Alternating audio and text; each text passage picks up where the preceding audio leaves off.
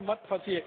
मैं कुछ दवा के क्षेत्र में काम करने वाली कंपनियों के बारे में एक दो जानकारी देना चाहता हूं जो उस तरफ मैंने नहीं दी थी। ये कंपनियों की जो इनिशियल पेड अप कैपिटल है दवा के क्षेत्र में काम करने वाली, उनमें से एक कंपनी है बायर। उसकी मूल पूंजी इस देश में 6 लाख रुपए है बस, और उसका एक साल का नेट प्रॉफिट 154 करोड़ रुपए। दवा के क्षेत्र में इतना मुनाफा होता है। इसी तरह से एक कंपनी है साइनामिड, उसकी मूल पूंजी इस देश में 40 लाख रुपए है और उसका नेट प्रॉफिट 115 करोड़ रुपए। इसी तरह से एक विदेशी कंपनी है, उसका नाम है सीवागाइगी, मूल पूंजी 70 लाख है और एक साल का प्रॉफिट 114 करोड़ रुपए, और ये टैक्स देने के बाद का प्रॉफिट है। तो आप सोच लीजिए, थोड़ी सी पूंजी लगाकर दवा के क्षेत्र में इनके भयंकर मुनाफे हैं, और ये मुनाफे का प्रतिशत अगर निकालें तो कई कई कंपनियों का मुनाफा प्रतिशत 20,000 तक है। 20,000% तक वो मुनाफा यहाँ से लूट रहे हैं। 200, 250, 300% तक तो सामान्य कंपनियों का है, बाकी तो 20-20 हजार प्रतिशत तक वो भारत में मुनाफा कमा रहे हैं। मुझे अब आपको इन कंपनियों के बारे में एक और आखिरी बात कहनी है, वो ये कि समय समय पर इन कंपनियों को अपनी दवा बेचनी है, और दवा बेचनी है तो उसके लिए माहौल बनाते हैं, वातावरण तैयार करते हैं। और वो वातावरण और माहौल कैसे तैयार किया जाता है, उसका ताजा उदाहरण है स्वाइन फ्लू। स्वाइन फ्लू आ गया, स्वाइन फ्लू आ गया, स्वाइन फ्लू आ गया, सारे देश में हल्ला हो रहा है, अखबारों में फ्रंट पेज पर खबर छप रही है, टीवी चैनलों पर दूसरी न्यूज ही नहीं है सिवाय इसके कि स्वाइन फ्लू स्वाइन फ्लू। हर दिन कैंसर से 1,500 लोग मरते हैं औसतन, और 1200 लोग करीब करीब दमा, अस्थमा, ट्यूबरकुलोसिस से मरते हैं। हृदय घात की बीमारियों से 800 से 1000 लोग हर दिन मरते हैं। तो इतनी बड़ी मौत के आंकड़े हैं, कैंसर, हार्ट अटैक, दमा, अस्थमा, ट्यूबरकुलोसिस, उसके बारे में मीडिया में कोई चर्चा नहीं है। Swine flu swine flu swine flu, इसका एक रहस्य है। रहस्य इसका ये है कि कैंसर का वैक्सीन नहीं बनता, ट्यूबरकुलोसिस का वैक्सीन नहीं बनता, दमा का वैक्सीन नहीं बनता, अस्थमा का वैक्सीन नहीं बनता, हृदय घात का वैक्सीन नहीं बनता। मतलब सीधा सा ये है, जिन बीमारियों के वैक्सीन नहीं बन सकते उन बीमारियों पर मीडिया चर्चा नहीं करता, क्योंकि उनसे कंपनियों को कोई बड़ा लाभ होने की गुंजाइश नहीं। स्वाइन फ्लू का वैक्सीन बन सकता है, एवियन फ्लू का वैक्सीन बन सकता है, सार्स का वैक्सीन बन सकता है, और थोड़े दिन पहले एक बर्ड फ्लू आया था, उसका वैक्सीन बन सकता है। तो एवियन फ्लू है, बर्ड फ्लू है, सार्स है, स्वाइन फ्लू है, इन सब बीमारियों के वैक्सीन बन सकते हैं और वैक्सीन बनकर बाजार में बिक सकते हैं, और इसमें विदेशी कंपनियों को मुनाफा बहुत भयंकर है। इसलिए मीडिया में ये सारी खबरें बाकायदा प्रायोजित तरीके से दिया जाती है, छपवाई जाती है, बनवाई जाती है। एक अमेरिकन कंपनी है, वो स्वाइन फ्लू की दवा बनाती है, टेमी फ्लू, और जानकारी ये मिली है कि टेमी फ्लू दवा को बनाते समय वायरस जो है अनकंट्रोल्ड हुआ, नियंत्रण के बाहर हुआ, और उसने स्वाइन फ्लू को फैलाना शुरू किया सारी दुनिया।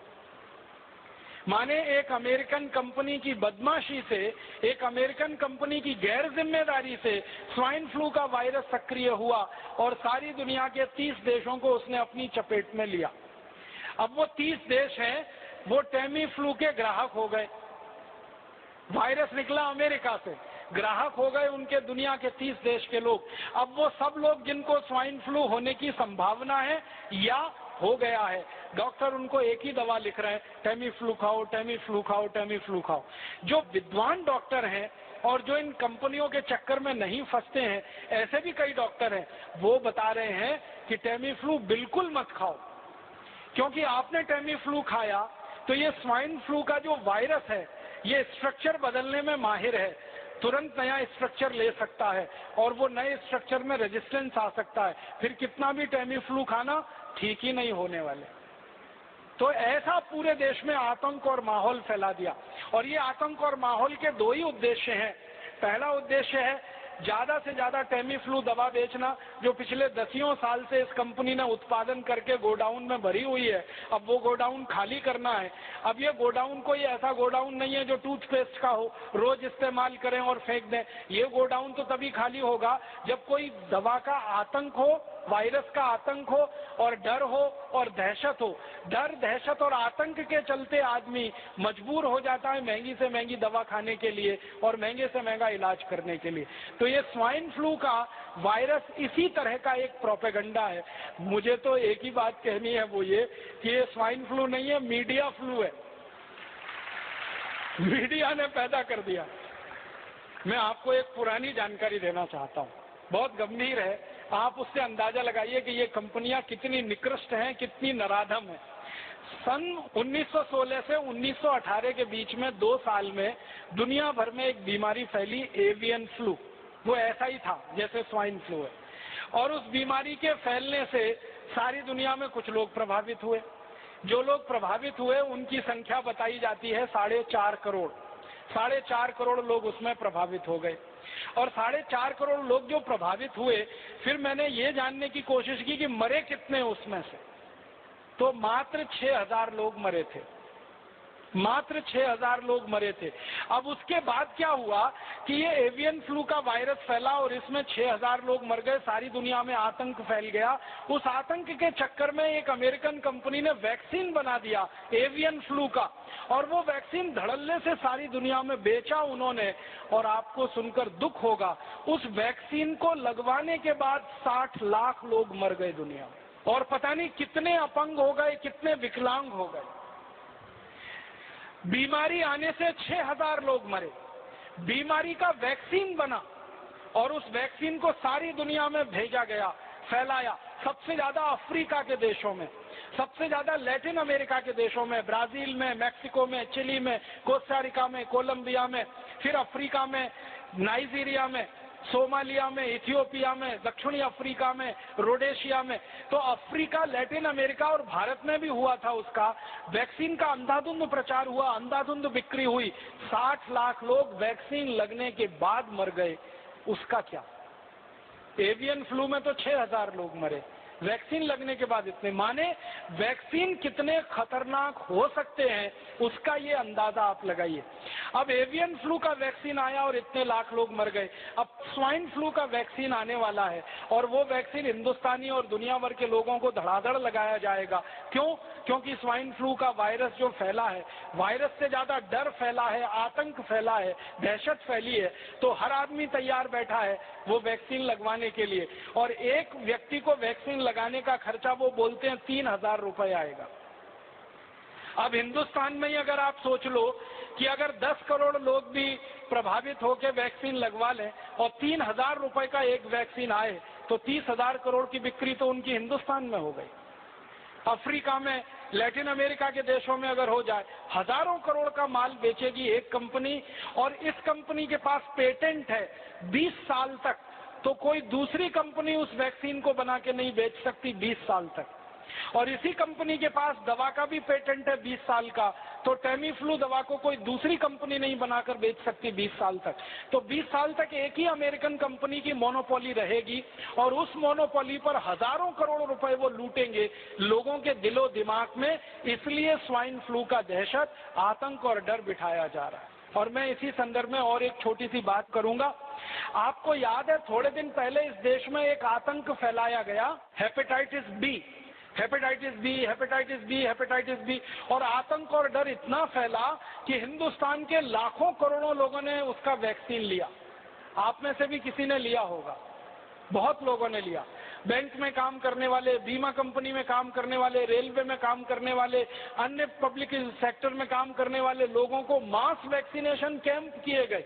बहुत सारी संस्थाओं ने वैक्सीनेशन कैंप लगाए, और डॉक्टरों ने अंधाधुंध ये मास वैक्सीनेशन कैंप दिए।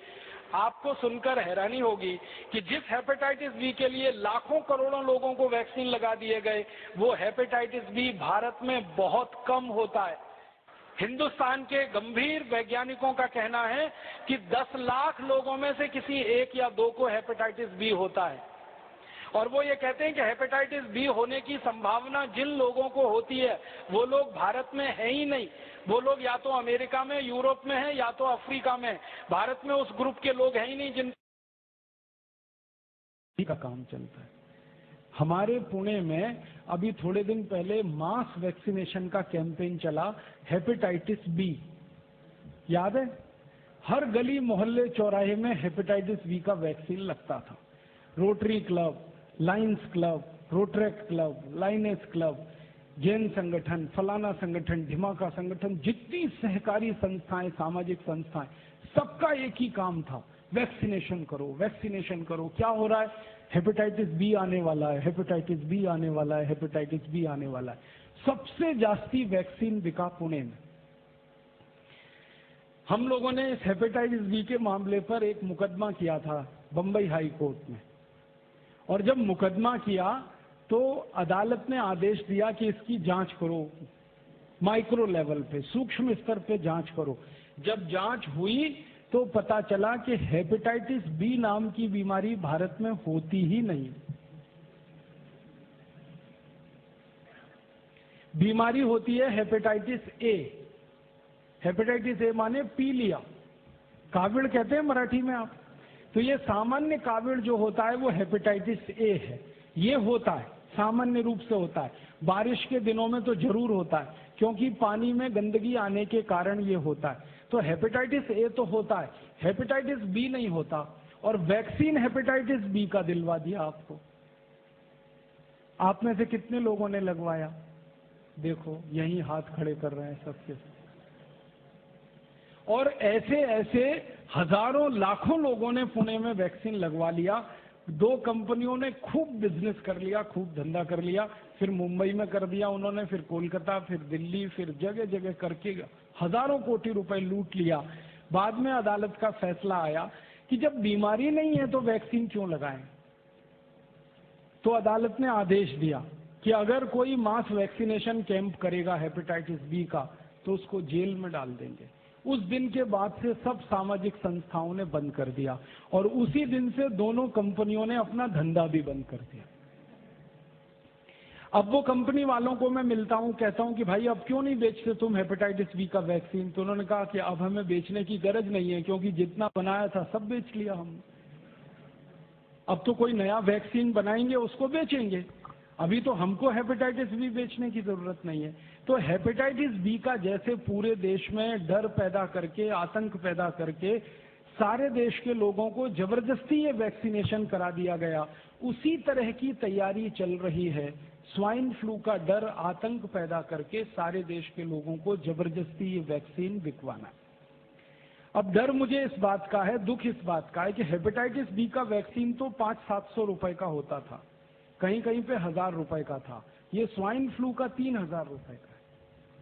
कंपनी को अंदाजा लग गया है कि 500-700 1000 का वैक्सीन लगवा सकते हैं तो 3000 का भी लगवा सकते हैं। बस डर बैठा दो कि तुम मर सकते हो, तुमको ऐसा हो सकता है, तुमको वैसा हो, जिनको ये हो सकता है।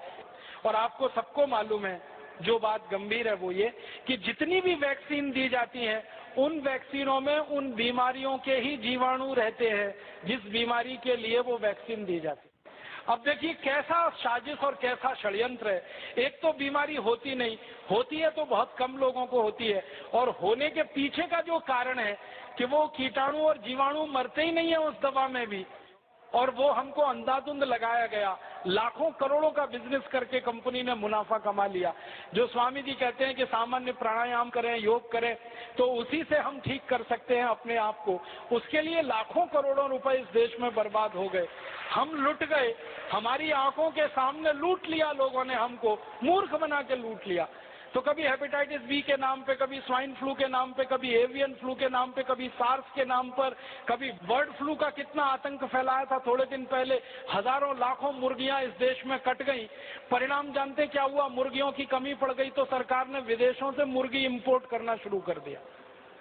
अंडों की कमी पड़ गई तो विदेशों से अंडे खरीदने शुरू कर दिए इन्होंने। और अब ये स्वाइन फ्लू के नाम पे बता रहे हैं सुअर को काट रहे हैं, फिर थोड़े दिन में सुअर की कमी होगी तो सुअर का मांस विदेशों से खरीदेंगे, हिंदुस्तान में बिकेगा। ये सारे के सारे मार्केट की उनकी रणनीति है। धंधा करना है, माल बेचना है, उनको आपके स्वस्थ रहने से, बीमारी से कोई लेना देना